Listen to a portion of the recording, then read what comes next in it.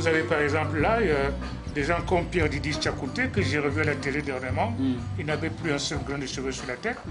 Vous avez Ambroise Mia, vous avez Marcel Mondo qui vient de mourir, vous avez Marcus Onfumo qui vient de mourir aussi, vous avez Dina Bella, vous avez Toto Guillaume qui est quelque part, il est là. Hein? Vous avez encore bien jeune. Vous avez Arbogas, Bella. la voix du gospel. La voix du gospel. Vous avez Anne-Marie Nzoué, vous avez Outa Bella, qui elle aussi est en train de trépasser en ce moment parce qu'on m'a dit qu'elle était très malade. Vous avez Toto. Oui, sur cette Charles photo. Lembé, quelque part. Charles Lembé, il est là, Charles Lembé. Je voudrais très modestement partir à travers sentiers et champs, humer l'odeur des bois verts et entendre le clapotis régulier de ces petites rivières. Je voudrais encore parler Bamba pour que j'ai encore tout cela de mon enfant, là au pied des collines de ma cabane. Ils sont tous habillés du complet blanc. Voilà. Pourquoi le complet blanc? Parce que le jour où la Marseillaise finit de jouer à Marois, aussitôt après, les fonctionnaires camerounais qui sont assis au pied d'un arbre, qui n'étaient pas autorisés à être dans la tribune officielle où il y avait des blancs, vêtus de blanc, tous les fonctionnaires camerounais ce jour-là, c'était vêtus de blanc.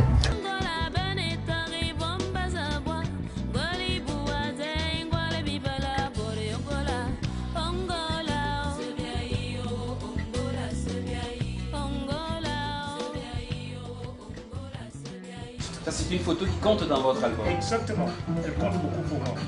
Ouais, elle date de 78 et je l'ai toujours. Et je vous dirais même qu'au musée national, on ne trouve pas ça.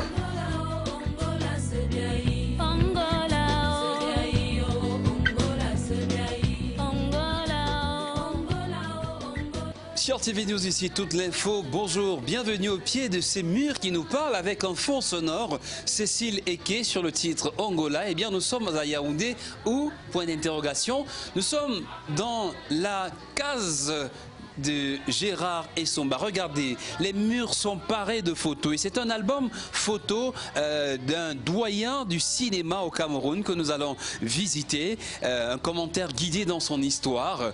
Histoire qui va au-delà des images du cinéma, qui va au-delà des lauriers, qui va au-delà des prix, mais également de ce moment de partage entre trois générations, on va le dire ainsi, parce que le grand-père, l'arrière-grand-père est avec ses petits-fils.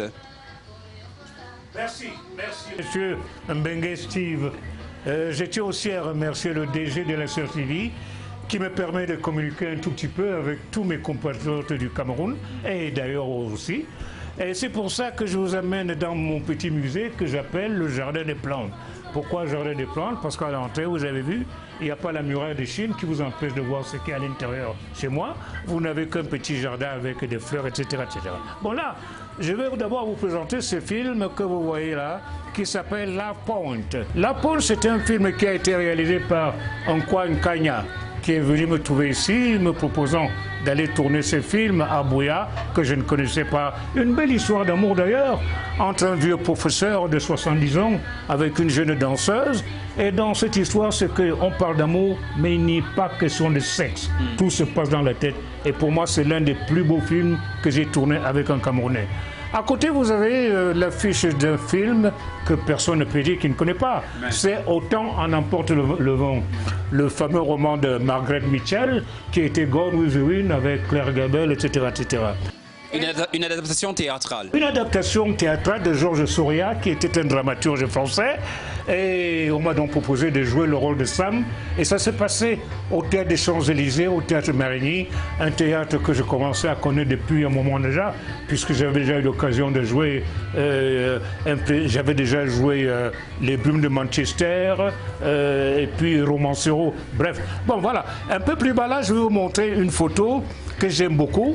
Vous avez un monsieur barbu là qui s'appelait Med Ondo. Pourquoi il s'appelait? Parce qu'il est mort il y a bientôt peut-être 5 ans. Et c'était la voix d'Eddie Murphy au cinéma. Ah ça? Oui, quand vous voyez Eddie Murphy dans Le flic de Beverly Hills, ou bien je ne sais pas quoi, 48 heures, c'était Med Ondo qui était acteur mauritanien, qui a travaillé avec Jean-Marie Serrault. Jean-Marie Serrault qui n'était autre que le premier metteur en scène qui a monté la pièce d'Aimé Césaire, La tragédie du roi Christophe. Avec d'ailleurs, vous voyez dans le fond là-bas, un petit monsieur en lunettes, c'était donc lui, Douta Seck, l'acteur sénégalais, qui a incarné pour la toute première fois le personnage de Christophe. À côté de lui, un acteur camerounais qu'on connaît très peu ici, il s'appelle Baron. Son nom c'est Bayoy, c'est un Bassa, il a transformé comme Cabral aussi, qui s'appelle Lili. Bon voilà, bref.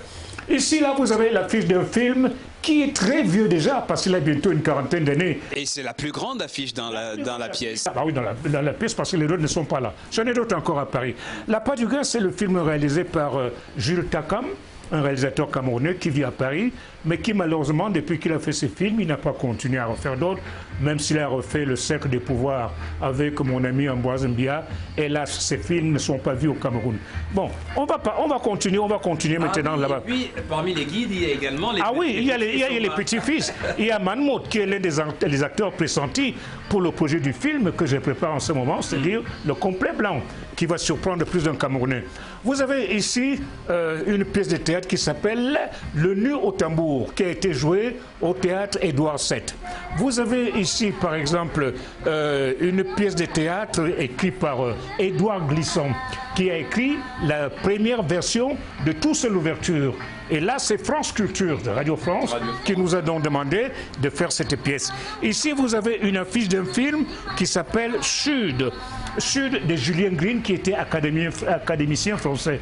Vous avez ici un document qui m'a été remis au Festival de Ouaga pour les 50 ans du festival de Ouagadougou. C'était en 2019. Voilà, il m'a été remis par le réalisateur malien Cheikh Oumar Sissoko, qui a fait le film La Genèse, et tant d'autres aussi. Vous avez ici l'affiche du film La Légion saute sur Colvézi, film qui a bientôt une quarantaine d'années aussi. Et là, vous étiez bien jeune. Ah oui, j'étais bien jeune, vous voyez, j'avais encore des cheveux. Hein. Maintenant, je n'ai rien dans le caillou. Bon, je joue le rôle de Biakombo, un médecin dans l'enfer du Chaba. Le Chaba, c'est le domaine du Katanga où il y a les mines qui ont été vraiment pillées par l'Occident. Il faut le dire. Vous avez ici une série télévisée qui s'appelle Le Mythomane. Là, je ne joue pas en général, je joue un colonel. Un colonel assez particulier qui part de son pays pour aller fabriquer de la fausse monnaie en Europe qu'on appelle fausse mornifle. Vous voyez, avec des très grands acteurs, dont Francis Perrin, qui est d'ailleurs un acteur en activité, qui continue à jouer aujourd'hui. Alors, avant qu'on avance, est-ce que finalement la personnalité de Gérard Essomba, est-ce que dans une autre vie, il aurait aimé être militaire? Parce que dans Dar es Salaam, vous avez joué le rôle du général Adoum. La tragédie du roi Christophe, c'est encore un homme en tenue. Est-ce que ça vous colle à la peau, cette tenue de militaire? J'ai horreur des armes à feu. D'abord, je vous dirais que je n'ai pas fait de service militaire. Je n'ai rien fait d'autre que le théâtre et le cinéma.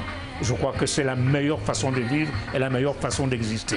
Bon, vous avez là, pièce d'identité. Ce film, il a beaucoup marqué le cinéma africain. 21 prix. Oui, 21 prix. Et Gérard Essomba en a eu une dizaine de prix du meilleur acteur du continent africain. Le film est réalisé par M. Mwenze Dieudonné Ngangoura, que je vous montrerai tout à l'heure à travers les clichés qui sont affichés là-bas. Et il vit à Bruxelles, où il est professeur de cinéma hein, dans un grand centre de formation à Bruxelles. Et malheureusement, en Afrique, on le connaît très peu. Et son histoire quand même a surfé entre la France et la Belgique. Ah oui, oui. D'autant plus que c'est quelqu'un qui a une méthodologie tout à fait particulière dans sa façon de voir la politique en Afrique aujourd'hui. Parce que les thèmes qu'il traite dans Pièce d'identité, c'est pas tellement loin de ce que nous vivons aujourd'hui, et qu'en plus ce pays, le Congo, qui depuis plus de 40 ans d'indépendance aujourd'hui, continue à chercher sa liberté. Hein. Donc, à travers ces films, on se rend bien compte que Mwenze, à travers une espèce de métaphore qu'il avait imaginée, les choses sont bien présentes aujourd'hui, que l'État du Congo, pour ainsi dire, existe ou n'existe pas. Vous avez ici une dame que beaucoup connaissent, elle s'appelle Catherine Ruel.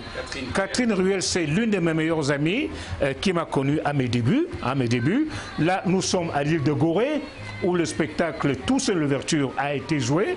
Et nous étions donc invités par l'ambassadeur de France pour aller présenter Tout seul l'ouverture à Lille, où partaient les esclaves pour les Amériques. Et là, elle a d'ailleurs fait un bon témoignage de vous. Ah vous oui. êtes rencontrés dans les années 70. Ah oui, Gérard Essomba ne peut pas avoir que des ennemis. Il faudrait quand même que de temps en temps dans le monde, il y ait des gens qui vous fassent un sourire qui n'a rien de niais, comme ce qui se passe ici.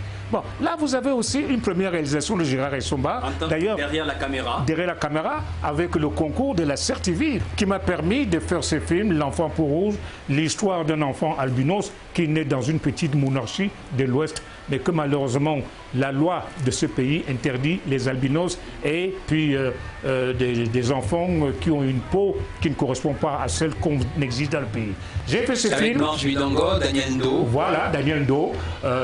Gersino était l'acteur principal.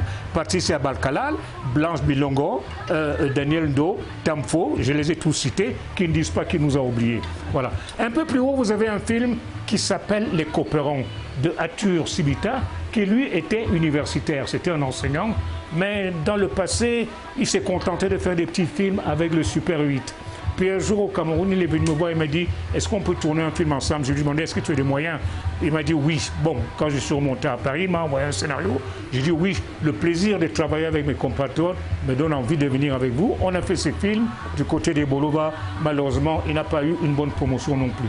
Parce que le travail, le cinéma, c'est pas tout de faire le cinéma. Il faut la promotion avant et après, qu'on appelle post et pré-post production.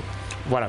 Nous allons continuer là-bas, toujours avec mes petits-enfants. Viens, Manmout. Et quand même avec au couloir des figures qui ont marqué. Je vois Semben au coin là-bas. Semben Ousmane, oui. Attendez, je vais essayer de faire une petite lumière un peu, si la caméra peut approcher là. Voilà. Ça, c'est l'aîné des anciens, celui qu'on appelle l'aîné des anciens, qui est d'ailleurs l'un des promoteurs du festival de Ouagadougou. Semben Ousmane, au dernier moment, il voulait que je joue dans Samori, son film Samori, qui n'a jamais pu réaliser. Pourquoi? Parce que le coût était tellement élevé qu'aucun producteur français n'aurait voulu prendre des risques de produire un film africain dont on ne connaissait pas du tout la suite. Pourquoi vous parlez de risques? Les risques, pourquoi? Parce que quand on met de l'argent, il faut le récupérer. Ouais. C'est quand même l'argent du contribuable. Même si chez nous, aujourd'hui au Cameroun, on ne sait pas que le contribuable est là pour aider la culture à se développer. Donc il faut rembourser l'argent qu'on vous prête. Hein? C'est pour ça que j'ai dit qu'aucun producteur ne voulait prendre des risques. Vous avez ici en haut, vous avez Tout seul l'ouverture. Tout seul l'ouverture, c'est le seul général noir qui a bousculé un tout petit peu Napoléon. Pourquoi? Parce que quand il a pris la décision de chasser la France de son île, qui s'appelait Saint-Domingue, et puis par la suite, on a déclaré donc l'indépendance de l'île, qui est devenue donc de la libération. Voilà, et qui est devenue Haïti, et que malheureusement de nos jours, on peut dire, pour ainsi dire, sans prendre trop de risques, que Haïti, pour ainsi dire, n'existe plus vraiment. Hein. Je vais vous raconter une petite anecdote. J'ai fait un casting un jour avec monsieur Richard Burton. Monsieur Richard Burton, on m'a demandé de passer le casting avec Burton et Madame Elisabeth Taylor. Ça s'est passé dans le 16e arrondissement, dans les beaux quartiers de Paris. Et quand on m'a remis le script, il était en anglais. Je leur ai dit, moi je ne parle pas du tout anglais, et j'ai jeté le script par terre. Et quand je l'ai jeté par terre, il y a un monsieur qui est sorti d'une pièce, un grand comme ça, qui m'a regardé avec un large sourire. C'était l'auteur du roman. Il s'appelait Graham Greene. Mais voilà qui se retrouve devant cet auteur que j'avais lu le premier roman qui s'appelle La saison des pluies. Je me retrouve devant lui et puis je lui dis, monsieur, j'ai lu votre roman La saison des pluies qui se déroule au Congo, le pôle de l'époque. Le type a été tellement émerveillé qu'ils ont tout fait pour me demander d'accepter d'aller tourner avec ce couple de monstres. Imaginez Burton et Madame, qui à l'époque coûtait 500 millions de francs par film. Et moi j'ai dit non, je ne parle pas bien anglais, prenez quelqu'un d'autre. J'ai appelé mon ami Doutasek et c'est lui qui a été allé tourner le film. Et puisque vous parlez de littérature, ça tombe bien, on est devant le Zouave de Rasputin, la faillite d'une élite. Oui, la faillite d'une élite. Oui, mais c'est-à-dire, je me suis toujours posé la question, qu'est-ce que c'est nos indépendances? C'est quoi? Est-ce qu'on n'a pas chassé le blanc pour le remplacer par des noirs qui sont devenus les fantômes des blancs? Vous savez, quand je passe devant ce qu'on appelle aujourd'hui musée national, Pourquoi? Parce qu'il rappelle mon enfance, mes 10 ans. C'est là qu'on faisait tous les défilés à l'époque coloniale. Et moi, aujourd'hui, j'ai l'impression que dans ce milieu, les fantômes coloniaux ne sont pas partis. Mais ces fantômes ont été remplacés par nos propres frères à nous. Et c'est un peu la raison pour laquelle que je trouve que la culture camerounaise est boiteuse. Tant que l'immeuble restera toujours dans l'état actuel, on n'aura pas de vraie culture. Toc, je l'ai dit. Bon, vous avez ici Monsieur Mwenze Dieudonné Ngangwa. Ah, faites-moi un joli plan là. Ça, c'est mon maître. Le voilà. Il est là en train de me diriger dans une séquence. C'était dans quelle année? C'était en 1979. Hein, 1997. On tournait là. Cette séquence se déroule à Banjoun, chez le chef Bana, hein, qui est d'ailleurs aujourd'hui le domaine géré par la fille de Focho, le grand milliardaire qui vient de nous quitter là. C'était une petite ville, mais aujourd'hui c'est devenu un lieu touristique que j'aimerais revoir et peut-être même à l'occasion, pourquoi pas, leur faire la projection de ces films qu'ils n'ont jamais vus. Parce qu'il y a beaucoup de villageois qui ont participé dans le film comme figurants. Hein, peut-être qu'avec le concours de la Sœur TV, on pourra montrer ces films de ce côté-là. Et là, vous avez un monsieur que vous voyez là. Lui, il joue, c'est l'acteur principal de la Légion saute sur Kolwezi. Il s'appelait Bruno Kremer. C'était un monstre. D'ailleurs, ces derniers temps, avec le virus-là, la télévision française a diffusé la plupart des séries de Maigret. Et c'est lui qui joue Maigret. Il s'appelait Bruno Kremer. Il est mort, hélas. Dommage. Bon. Ici, vous avez... Je ne vais pas louper une escale. Ah oui. Dans le musée, il y a des disques. La musique habite vos vies. Oh là là, la musique, ça, je ne peux rien faire sans musique. Je vous dirais que la nuit, pour trouver un sujet, j'écoute d'abord une musique. Et peut-être que la musique m'amène tout directement à un sujet qui m'échappe. Et j'ai fini par trouver le sujet. La playlist va de Frank Sinatra à il y a Frank Sinatra, il y a Ella Fitzgerald qui est là, vous voyez. Il est là. Vous avez par exemple mon meilleur guitariste qui s'appelle Wes Montgomery. Et vous avez une chanteuse qui m'a poussé à faire ce métier. Là, voilà. Et cette chanteuse s'appelait Gloria Lasso. Pourquoi Gloria Lasso? Parce que toute la première fois que je suis allé à Radio Cameroun dans une émission qu'on appelait Le Disque des auditeurs, qui était animée par un monsieur qui s'appelait Kabout Kabout. Il habitait ici Mbogada. Et je suis allé, j'ai demandé un disque qui était chanté par la personne, je ne connaissais pas. Et il m'a dit, c'est quoi la chanson? J'ai dit, prends ma main car je suis étranger ici. Bon, c'était le disque chanté par Gloria Lasso, mais qui n'était autre qu'un morceau russe. Hein? C'est tiré des danses poloxiennes russes. Voilà. Étrangère ici, perdu dans le pays bleu, étrangère au paradis. Et je sais qu'en chemin, le danger dans un paradis. Que je cherche. La. Mais tu as du bon goût. Mais tu as les mêmes disques chez moi. Magnifique. Et vous dites que c'est elle qui vous a donné envie. C'est cette femme qui m'a donné envie de faire ce métier. Parce qu'un soir, je l'ai entendu chanter dans la seule radio que nous avions ici, Radio Leopoldville. Elle chantait L'étranger au paradis. Et je suis allé à Radio Cameroun, au disque des auditeurs. J'ai dit, je vais écouter une chanson de Madame Gloria Lasso, L'étranger au paradis. On a mis le disque.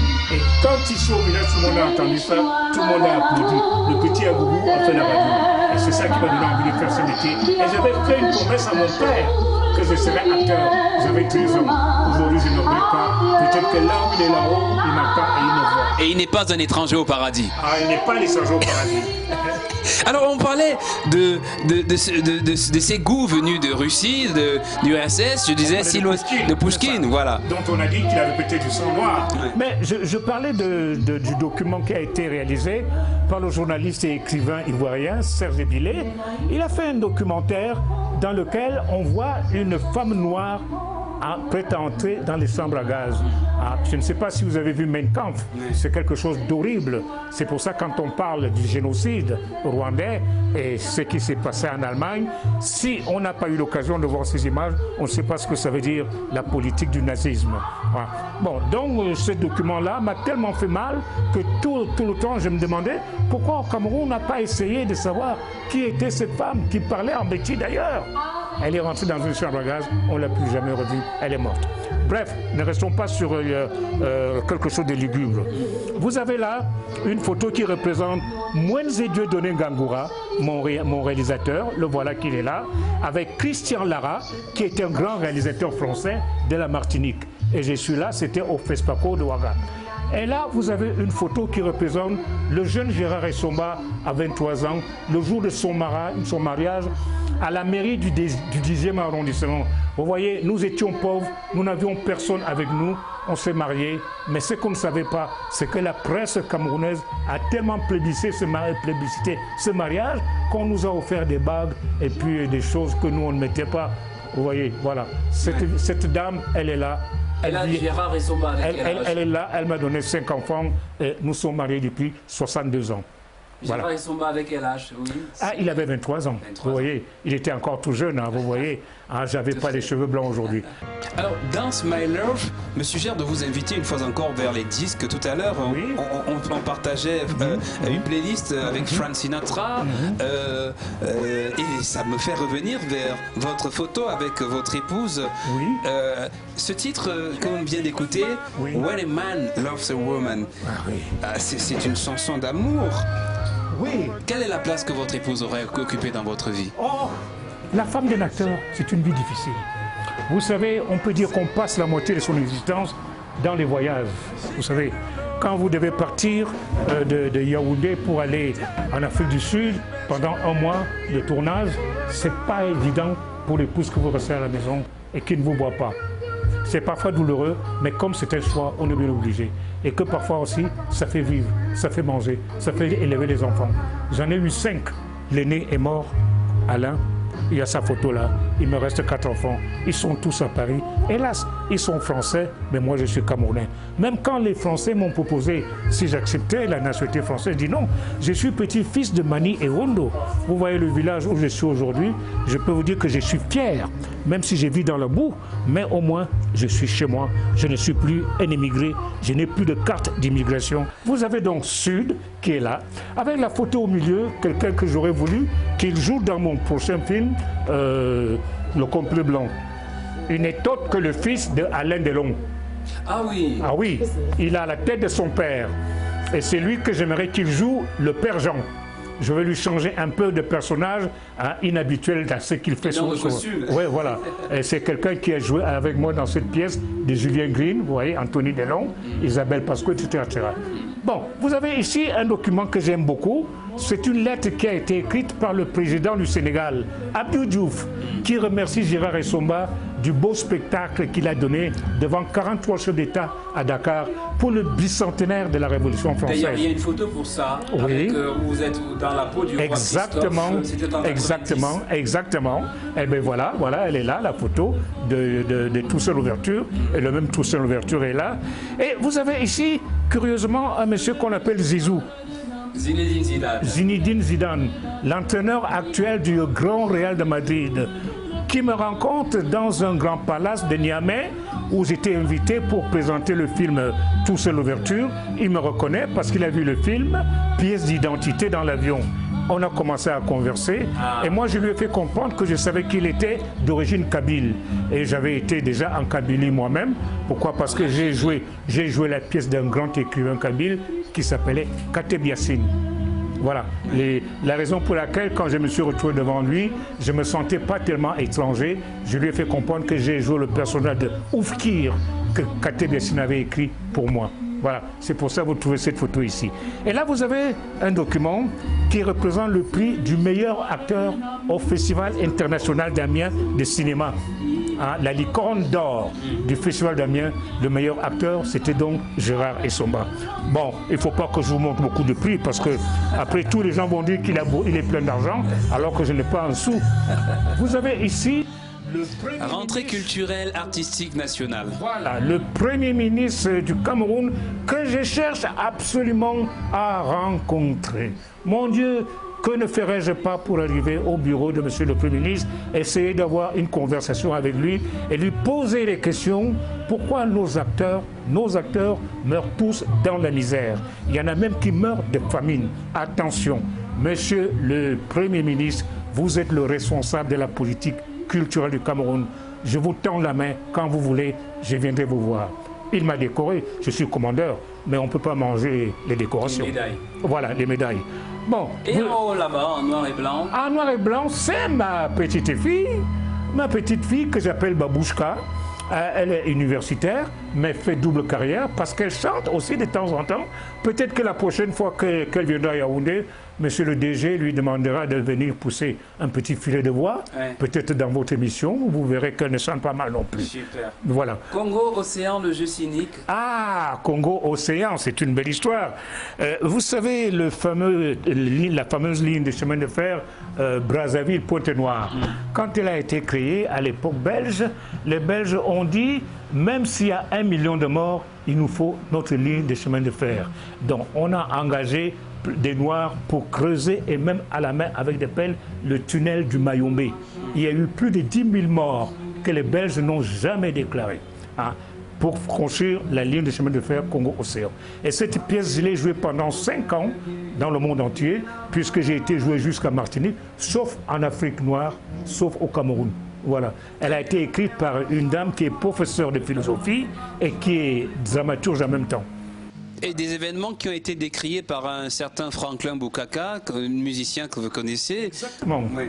Alors, quand vous parlez du Congo, vous savez, le Congo aussi, ça m'a beaucoup marqué parce que non seulement j'ai tourné ce film, Pièce d'identité, j'ai aussi dans le passé fait les commentaires des minéraux du Zaïre. C'est un document qui a été écrit par un scientifique congolais qui s'appelait M. Loutou. Et on a donc choisi ma voix pour dire le commentaire, chose que j'ai jamais fait depuis que je suis au Cameroun. Personne ne sait que Gérard Essomba a dit les commentaires et qu'il a fait aussi des lectures des romans chez l'Harmattan et Plaisance africaine. Ici, c'est une photo qui a été faite pendant le festival du court-métrage à Douala, à tel point que j'oublie même qui l'a faite, c'est pas très important. Bon, on arrive ici, là, regardez cette photo, regardez le costume que je porte. Là, je joue le personnage de Kubilai Khan, empereur mongol. Et ce n'était pas des rôles qu'on avait l'habitude de confier aux acteurs noirs en France, à une époque où le racisme était très, très, très violent. Et la réalisatrice, mettons en scène, qui m'a donc choisi pour interpréter le personnage de Kubilai Khan. Et la pièce a été créée au Théâtre de l'Ouest et de La Rochelle. Je joue Kubilai Khan, mais malheureusement, la presse de droite n'a pas aimé qu'un acteur noir joue un rôle important et que les acteurs blancs soient en dessous. Mais finalement, quand vous en sortez, vous dites « Ah, j'ai réussi ». Oh, je ne leur dis même plus rien, puisque maintenant, c'est eux qui viennent de plus en plus vers notre cinéma. Pourquoi? Et là aussi, il y a des raisons. Moi, je leur dis, faites très attention. Ils ne viennent pas toujours avec de très bonnes intentions. Je sais que dans ces pays où j'ai vécu 50 ans, il y a des acteurs qui, de temps en temps, qui me disaient, Gérard, je veux connaître une femme noire. Mais je disais, attendez, je ne suis pas quand même un prospère. Je ne peux pas aller dans un bordel, aller chercher une femme et vous l'amener chez vous. Si vous aimez une femme noire, allez dans la rue, vous allez les rencontrer. Bon, c'est pour ça, aujourd'hui, j'ai dit que quand je vois des jeunes africaines qui ont des habits, qui ont des nudes pour jouer dans soi-disant des séries, j'ai dit non, c'est pas le cinéma qu'on fait pour l'Afrique.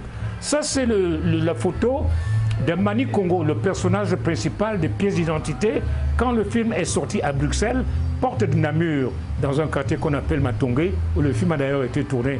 Je regrette que ce film ne soit vu qu'à la CRTV. C'est un film pour grand écran et pour grand public. Il devait être porté. Voyez. Bon, là, ça c'est l'un des derniers films que j'ai tourné au Burkina Faso, Adama Rohamba, qui s'appelle La forêt du Niolo. C'est l'histoire d'un ancien ministre que je joue une crapule, comme toujours, qui vend les forêts du pays à des Chinois qui viennent exploiter la bauxite et puis chercher du pétrole et tout le reste. Voilà, c'est un très beau film aussi. Alors, incarner des rôles comme ça, est-ce que c'est facile de se mettre dans les peaux vous utilisez une expression crapule, vous dites le dur à cuire, c'est à l'image de votre tempérament? Non, c'est-à-dire les producteurs, ils vous remarquent. Oui. Ils commencent d'abord par voir votre tête. Vous savez, quand ils font un casting, c'est à partir des photos qu'ils sélectionnent. Quand on m'a choisi pour jouer le personnage de Bia Combo dans La Légion Sotsukolvesi, le producteur qui s'appelait Georges de Beauregard, il me dit « Gérard, vous savez pourquoi vous avez choisi ?» J'ai dit « Non ». Il me dit « Parce que sur la photo, vous ressemblez à la panthère rose. » Ah ça? Bizarre. J'ai dit, moi, ressembler à la panthère rose. Effectivement, la photo, la démarche, ça donnait un peu l'allure de la panthère rose. Il manquait juste la queue rose. Hein. Et c'était un peu ça. Et là, vous avez là un document qui me tient beaucoup à cœur. C'est une archive. Une archive, là, au théâtre du Lucernaire. Et vous voyez, il y a sous le personnage de Le Pen, il y a ma gravure, il y a ma tête. Et c'est Cabu qui a été tué dernièrement, qui est rentré dans ma loge au théâtre. Parce que le directeur du théâtre lui a dit « Vous faites une petite caricature de l'acteur Gérard Essomba qui joue le prêtre. » Il est rentré dans ma chambre, il m'a demandé « Mais vous êtes de quel pays ?» Je lui ai dit « Du Cameroun ». Il ne savait pas du tout où se trouve le Cameroun. Mais il a néanmoins fait cette caricature et c'est pour ça quand il a été abattu dernièrement, ça m'a fait beaucoup mal. Là, c'est la fiche du film de M. Henri Dupac, Rue Princesse. Et là, vous êtes avec une très très célèbre actrice, Akissi Delta. C'est toute la Côte d'Ivoire qui est en vous, on va dire un peu. Hein. Oui, moi je l'appelle la broussarde. Parce que quand Henri Dupac, le réalisateur et l'auteur du film, m'a contacté pour me dire Akissi Delta sera ta partenaire, je ne la connaissais pas encore. Et les premiers jours, quand je l'ai vue, quand je l'ai entendu parler, je me disais mais c'est pas possible. Elle parle sans arrêt, cette femme. Mais dites-vous bien que cette femme n'avait jamais été à l'école. Elle n'a jamais... Vous n'êtes pas sérieux? Oui, je vous jure, hein, elle n'avait jamais été à l'école. Mais seulement Akissi Delta écrit des scénarios qu'aujourd'hui, qui sont soutenus par des agrégés en Côte d'Ivoire. Parce que la série Ma Famille, c'est elle qui a reçu les plus gros budgets que la France a donné à la Côte d'Ivoire pour continuer à alimenter les productions du cinéma en Côte d'Ivoire. Et c'est Madame Akissi Delta que j'appelle la broussarde. Elle sait que c'est Gérard Essomba. Vous avez là. Alors, c'est un instant aussi, on revient là-dessus, c'est l'instant de la médaille. Oui. Le Premier ministre qui vous la décerne. Comment vous vous sentez ce jour-là? C'était à la rentrée culturelle artistique nationale. Mais je pense que la première pensée, c'est d'abord mon père. Mon père et ma mère. Mon père qui a connu toutes les souffrances de l'époque coloniale. Il a connu la période allemande. Il a vu son père pendu à un arbre derrière le ministère de la Justice aujourd'hui. À cet endroit, il y avait des manguiers. Et je sais qu'un jour, mon père m'a dit, c'est sur ce manguier qu'on a pendu mon grand-père et que j'ai vu ses pieds bouger une dernière fois. Et quand il me met cette décoration, je vous assure, dans ma tête, j'avais envie de pleurer. Puis je me suis dit non, c'est un jour de gloire, c'est un jour où ma famille doit être heureuse de me voir dans les bras du Premier ministre en train de prendre une décoration. La gloire de mon père. Commandeur, mais ça ne m'a pas fait beaucoup manger. La gloire de mon père. La gloire de mon père, comme vous dites, oh là là, quel beau titre. Bon, alors je cherche absolument à rencontrer le cher Premier ministre du Cameroun. Et après tout, c'est pas seulement les médailles. J'aimerais que de temps en temps, que dans le pays, on me dise, mais Gérard Essomba, on va vous aider pour produire un film, on va vous aider pour monter une pièce de théâtre, on va vous aider pour faire une lecture dans le quartier et donner la possibilité aux enfants d'apprendre à lire et à écrire. Vous voyez là, je suis avec mes petits-enfants. Ça leur permet déjà, à leur âge, de se mettre à la lecture. Chez nous, au Cameroun, les gens ne lisent pas. Et j'ai même eu le constat de voir que des jeunes de Ngwaekele, qu'on m'avait donné à un moment, à l'époque où M. Bastek m'envoyait ses acteurs, pendant les écrans noirs, il y avait des gens qui étaient enfants, qui lisaient à peine. Et ça m'a beaucoup frappé. Moi, je leur ai dit, vous savez, j'ai appris à lire, j'avais à peu près 13 ans, parce qu'ici au village, à 10 ans, on ne parlait pas encore français. On n'allait même pas à l'école avant 11 ans. Et aujourd'hui, je suis capable de leur réciter les textes que j'ai appris quand j'étais gamin. Ah, par exemple, je dis, les animaux malades de la peste, un mal qui répand la terreur, mal que le ciel en sa fureur, inventé pour punir les crimes de la terre. La peste, puisqu'il faut l'appeler par son nom, capable d'enrichir, en un jour, l'Achéron faisait aux animaux la guerre. Et c'est ce que nous vivons aujourd'hui. Donc ça veut dire que Jean de La Fontaine était un philosophe. La pandémie que nous vivons, c'est un peu comme la peste. des gens de La Fontaine. Une fable qui aurait dû nous mettre la sagesse à l'oreille. Qui aurait dû nous faire comprendre, attention, ne vous contentez pas du soleil et des lumières artificielles. Un jour, il peut arriver un drame qui pourra complètement balayer l'humanité tout entière. Et c'est ça que nous visons aujourd'hui. C'est un Gérard Essomba qui aime partager avec toutes les générations. D'ailleurs, quand il revient au Cameroun en 2010, il a la bonne intention de créer une école du cinéma. Aujourd'hui, on se dit... Aujourd'hui, on se dit que c'est ma plus grande déception. Parce que quand j'ai donné le projet à une ministre qui était là, qui avait beaucoup d'estime pour moi, c'était Madame Mouna Toutou. J'ai eu l'occasion de rencontrer un grand avocat, M. Jean-Paul Tchangé, qui s'occupe aujourd'hui de l'ECAM, qui m'a aidé à faire le statut de cette école. Et cette école devait permettre aux futurs acteurs camerounais d'avoir une formation au départ. Parce que dites-vous bien qu'aujourd'hui, quand je regarde les films camerounais, ce n'est pas du cinéma, on fait du théâtre parlé. Il y a la gigotte, il y a des voix, il y a des personnages qui sont mal choisis et que même aussi au niveau des directeurs de casting, c'est de n'importe quoi. C'est ça que je voulais donc qu'on fasse au Cameroun, donner la possibilité de créer des écoles de formation. Il doit comprendre la différence qu'il y a entre nos acteurs aujourd'hui et les acteurs sénégalais, dont certains aujourd'hui sont engagés pour jouer à la Comédie Française, la Maison de Molière. Vous n'avez jamais vu d'acteurs camerounais engagés pour jouer dans la Maison de Molière. Ce qu'on appelle Maison de Molière, c'est des acteurs qui ont le statut de haut fonctionnaire. Maison de Molière. J'ai oublié de vous demander comment Gérard Essomba fait pour crever l'écran quand il arrive en France. Les médias, la radio, la télévision s'arrachent son image. Quel a été le secret? Le secret, c'est que j'ai d'abord suivi une formation avec une vieille dame qu'on appelait Tania Balachoua. Oh, attendez, là vous m'avez piégé là. Si vous mettez ma oui, alors en ce moment je vais pleurer. Bon, enfin bref. Mais j'ai eu la chance de tomber sur une dame qui s'appelait Tania Balachoua, sur le conseil d'un ami, Ambroise Mbia, qui lui-même est acteur aussi. Et qui m'a dit, si tu veux faire ton métier, il faut d'abord que tu rentres dans une école, quand je suis arrivé à Paris. Il m'a donné l'adresse de cette dame qui habitait rue des Moines, dans le 17e arrondissement de Paris. Je suis allé la voir et elle m'a posé la question, si vous avez de l'argent pour payer? J'ai dit, j'ai pas un sou. Mon père était mort, je n'avais pas de soutien au Cameroun, puisque le ministre de la Culture de l'époque, qui s'appelait Ahanda Vincent, avait refusé de me donner une bourse pour aller faire des études de théâtre à Paris. Je me suis installé sur un tas de parpaings, c'était une salle de cours très rudimentaire, et au bout de 2 mois, elle m'a dit, je vous ai choisi pour interpréter le personnage du nègre dans La Putain Respectueuse. J'ai dit, de qui ça? Jean-Paul Sartre. Je ne connaissais pas Jean-Paul Sartre. Alors, je lui ai demandé, il est où? Elle me dit, il viendra te voir à la répétition. Et le premier jour de la représentation, il était assis à 2 mètres de moi avec Simone de Beauvoir, au théâtre de l'Épée de Bois, dans le 5e arrondissement. Ce jour-là, j'ai dit, bravo, je crois que j'ai gagné. Vous vous souvenez du jour où vous quittez le Cameroun pour la première fois? Le jour où je quitte le Cameroun pour la première fois, c'est une très belle question. J'étais à la gare de Yaoundé. La gare de Yaoundé à l'époque était là où se trouve aujourd'hui l'hôtel Hilton. C'était les vieux trains qu'on appelait le Mikado. Pour prendre le train, il fallait partir d'ici à, je crois, 17h. Et le train partait aux environs de 11h du soir pour aller à Douala. Ma pauvre mère, qui était veuve, n'avait plus beaucoup d'argent. Il n'y avait pas de taxi. On a marché à pied, on est arrivé à la gare. À la gare, elle a acheté mon billet. Et on m'a dit, vous montez dans les wagons. Je suis monté dans les wagons. Et puis vers 11h du soir, la machine a poussé 2 cris, a jeté la fumée partout et le train a démarré. J'ai vu ma pauvre petite mère rester sur le cas.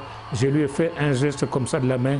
J'avais 19 ans à peine. Je partais dans une aventure que j'ignorais exactement jusqu'où ça allait me mener. Ça ressemble à l'histoire de Camarala et l'enfant noir. Un tout petit peu Camarala, oui, exactement.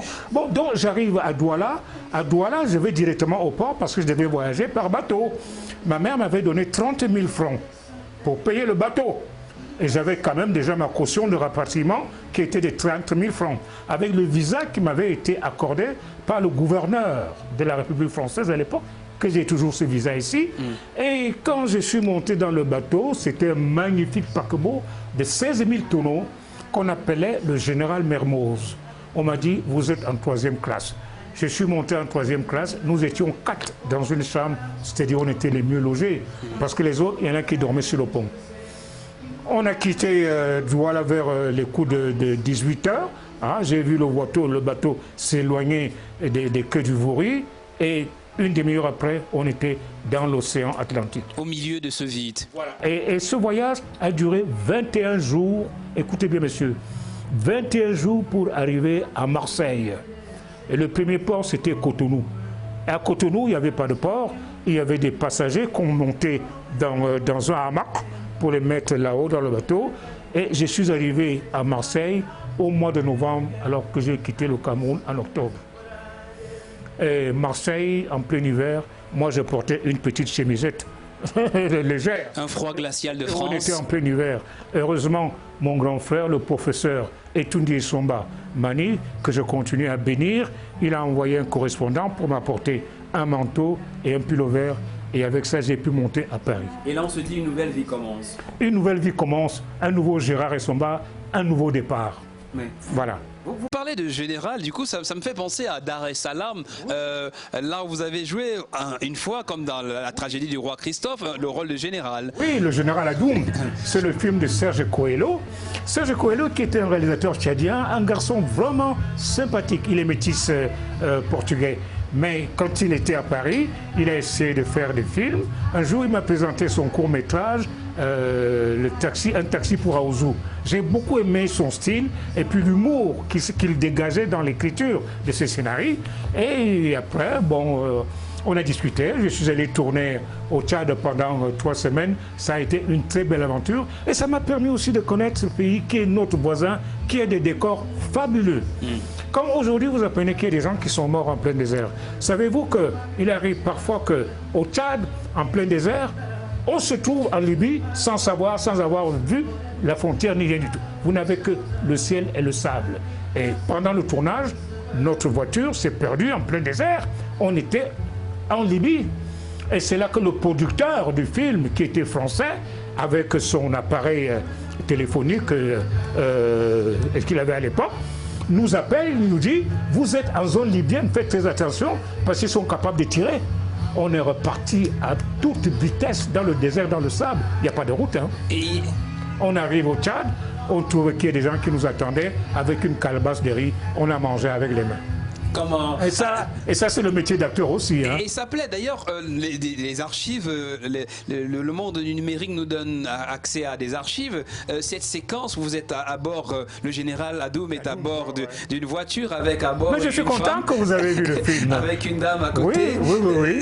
Ah oui, bon oui, le général Adoum. Bon, ça me rappelle d'ailleurs dans le film Le Mythomane aussi. Oui. J'ai une dame blanche que j'amène en plein désert pour l'achever. Oui. Et elle se plaint que j'ai fini par avoir pitié d'elle et je la laisse partir. Oui. Hein, vous savez, j'ai toujours eu des personnages qui se ressemblaient un peu. Oui. Parce qu'il y a aussi des réalisateurs qui ont vu les films précédents. Et à partir de là, ils se disent, ah, c'est lui qui doit faire le général. Ah. Et aussi ma taille, 1m80, ils se disent, un général, il ne peut pas avoir 1m40. Sinon, il n'aurait des respect de personne. Grand par la taille et grand par le charisme. Mais voilà. Finalement. Mais voilà. On s'achemine vers la fin de l'album. Là, vous avez la photo d'un film qui a été tourné par un metteur en scène qu'on appelle Benny Alphonse. Oui. Je voudrais lancer un appel au peuple camerounais. Aidez ce monsieur. Ce monsieur est parmi les réalisateurs camerounais le seul qui s'est permis de faire plus de 10 longs métrages en 16 mm et en 35 mm. Vous savez aujourd'hui, si vous donnez un petit smartphone à un babouin, il peut vous faire un film. Mais partez du 16 ou du 35 mm pour faire un film, ça c'est une autre aventure. Et Benny Alphonse, il est le seul à avoir fait des films. Et j'aimerais que notre ministre de la Culture comprenne un peu le message que je suis en train de lancer, que dans les milieux artistiques et ce qu'on appelle cinéma, il y a une misère atroce. Je ne parle pas du cas d'Arthur Sibita qui est mort de famine. Il est mort de famine devant le ministère de la Culture le jour où il a été décoré. Ce n'est pas après la mort qu'il faut venir dire, bon voilà, on reconnaît un tel. Et si on s'asseyait un peu pour parler de ce que le cinéma vous a donné ou ne vous a pas encore donné, peut-être ici c'est mieux, non? Qu'est-ce que le cinéma ne vous a pas encore donné? Le cinéma ne m'a pas apporté les moyens financiers. Parce qu'il faut vous dire que les acteurs de notre génération en France, on ne gagne pour ainsi dire pas grand-chose. Vous savez, quand un acteur comme Anthony Delon gagnait 200 000 francs par jour, par représentation au théâtre, l'acteur Gérard Essomba, lui, il se comptait par exemple de 40 000 francs. Vous comprenez? Quand vous avez une famille et que vous avez des enfants à élever, à les envoyer à l'école, parfois il est incapable de joindre les deux bouts. Vous ne pouvez que essayer de compter sur vous-même. Parce qu'à l'époque, je vous dis franchement que si vous avez peut-être suivi un homme qu'on appelait le chevalier Saint-Georges. Le chevalier Saint-Georges, c'était le seul métis que la reine de France avait désigné pour diriger l'Opéra de Paris. Mais malheureusement, la couleur de peau déplaisait aux artistes blancs. On a été obligé de le limouger, de le faire partir. Je ne sais pas s'il est mort de misère. Voilà. Et en France, on a eu ce problème des acteurs noirs à qui on demandait par exemple de se blanchir le visage, comme les Américains ont fait à une époque avec un grand chanteur comme Nat King Cole. Vous savez, quand Nat King Cole a commencé à jouer, il y en a même qui ne voulaient pas qu'il joue dans des cabarets où il y avait des blancs. Si on le prenait dans un cabaret où il y avait des blancs, on le maquillait complètement avec la poudre blanche. Ça donnait quelque chose vraiment de terrible à supporter. Bon, donc nous, les acteurs comme nous de ma génération, on a raté beaucoup de choses parce que la couleur de peau ne plaisait pas à beaucoup. Vous savez, quand on m'engage pour faire la pub de Oncle Benj, le fameux riz, c'était un plaisir pour moi quand on me dit on va tourner en Inde. Je m'attends effectivement à gagner gros et pouvoir vivre. Mais pendant 10 jours après, qu'on me rappelle, qu'on me dit non, ce n'est pas vous. C'est qu'on a essayé donc de prendre quelqu'un qui était beaucoup plus noir que moi. Voilà. Et ces problèmes, on les a eus en France. Je suis allé un jour passer le casting au Théâtre Marigny. Le metteur en scène, il me voit, il me dit, mais monsieur, vous n'êtes pas tout à fait noir. Alors moi je lui réponds, je dis, vous savez, j'ai une boîte de cirage avec moi. Il y a eu ça dans le temps. Et ce metteur en scène est mort aujourd'hui. Paix à son âme. Et des acteurs comme moi qui sont revenus, même sans avoir gagné beaucoup d'argent, mais je suis revenu avec mon honneur et le respect de la couleur de ma peau. Voilà. C'est pour ça, quand je suis au Cameroun aujourd'hui, je suis fier que je ne roule pas en Cadillac, que je ne loge pas à Bastos, je me sens absolument bien. Tout n'est peut-être pas rose, tout n'est non plus morose, non. Tout n'est pas complètement noir. Non, pas du tout. En revanche, il y a le complet blanc qui arrive. Oh, alors c'est une histoire. J'en lis les premiers mots. Le complet blanc, Marois, 1952. Le but de faire ce film n'a pour seul objectif que de restituer ma part de vérité sur l'histoire de mon pays, à travers la narration d'un gamin d'une dizaine d'années qui assiste et enregistre l'évolution politique, mais aussi les luttes tribales de son pays. Un dimanche après-midi, il assiste à la réunion politique dans le salon de son papa, quand une violente altercation oppose Félix Moumié et Amadou Ahidjo. L'histoire et l'avenir du Cameroun dès lors rentrent dans des turbulences multiples. À ce jour, ni la conférence nationale, ni les sacs de riz ne trouvent de solution pour son unité, postula Gérard Essomba. Exact. J'assume. J'assume parce que cette histoire, je peux dire que ça faisait depuis longtemps que je la portais en moi. Mais je ne trouvais pas encore la première trame par où commencer. Puis faisant appel à la mémoire d'un homme que j'ai connu à 10 ans, Félix Moumié, qui était parmi les Camerounais qui étaient affectés dans le Grand Nord. Et c'était des affectations disciplinaires, et ce n'était pas des affectations de promotion. Vous savez, quand on affecte mon papa pour la première fois au nord à Poli, ici au village, tout le monde vient danser. On est heureux. Mais on ne savait pas que c'était une façon de l'éloigner des réalités de son peuple et aussi de l'avenir du Cameroun pour lequel il fallait savoir que c'est le devenir après ces années d'occupation par les colons qui étaient là. Bon, donc nous nous retrouvons dans le Grand Nord avec des fonctionnaires tels que Félix Moumié, qui était UPCiste. Et là aussi, je m'empresse de dire que l'UPCiste que je vois divisé aujourd'hui en deux, ou peut-être même en trois, ne correspond pas tout à fait à l'idéologie que les premiers membres s'étaient faits quand ils voulaient amener le Cameroun à l'indépendance. Bon, je demande pardon peut-être si aujourd'hui je m'avance dans d'autres domaines qui sont plutôt ceux de l'image, parce que là, je veux dire que je fais de l'image, et l'image ne respecte pas à la règle la réalité historique. Je ne fais que reprendre les choses auxquelles j'ai été témoin. Donc, il m'appartient à moi que l'enfant qui était à 10 ans et qui est arrivé aujourd'hui, arrivé à un âge où on doit prendre sa retraite, doit se dire, il faut qu'avant de partir, que je laisse une petite trace. Peut-être que ceux qui viendront après moi pourront la corriger et apporter un peu plus de réalisme et beaucoup d'éclaircies que ce que moi j'ai fait. Et vous le dites avec la modestie qu'on vous connaît, un temps fort de ce projet, de ce film, ce sera ces mots. Je voudrais très modestement partir à travers sentiers et champs, humer l'odeur des bois verts et entendre le clapotis régulier de ces petites rivières qui coulent le long des futaies. Et ces mots sont des mots de votre enfance, des mots témoins qui seront portés par un de vos petits-fils. Oui, oui, oui. Et je vous assure, vous ne pouvez pas vous imaginer le bonheur que cela me procure quand j'entends ma toute petite fille Gérard, qui a 4 ans, dire ce texte alors qu'elle ne sait pas encore lire. J'ai dit qu'il faudrait que les Camerounais apprennent à s'aimer. D'ailleurs, quand vous voyez l'affiche du film, il y a 2 personnages qui sont mon père, Essomba Mani-Antoine, et le premier délégué du gouvernement, André Fouda. Ils sont tous habillés du complet blanc. Voilà. Pourquoi le complet blanc? Parce que le jour où la Marseillaise finit de jouer à Marois, aussitôt après, les fonctionnaires camerounais qui sont assis au pied d'un arbre, qui n'étaient pas autorisés à être dans la tribune officielle où il y avait des blancs, vêtus de blanc, tous les fonctionnaires camerounais ce jour-là, c'était vêtus de blanc. Une façon de lancer un premier défi à la France, en leur faisant comprendre que, quoi que vous fassiez, nous serons indépendants. Ils se sont dressés pour chanter au Cameroun, berceau de nos ancêtres. Quel est le rêve le plus attachant pour ce projet, le complet blanc? Le rêve, vous savez, nous sommes des rêveurs, nous qui faisons ce métier qu'on appelle art dramatique. Quand tout d'un coup, partant du clochard que j'ai souvent joué, comme par exemple dans cette pièce qu'on appelle Les Brumes de Manchester, j'aurais souhaité que la CERTV diffuse quelques-unes des pièces que j'ai jouées qui sont à Paris, à l'INA, où il y a plus de 1 million de programmes. Mais le rêve, c'est quoi? C'est que d'abord, vouloir essayer de donner la véritable valeur de la couleur de notre peau.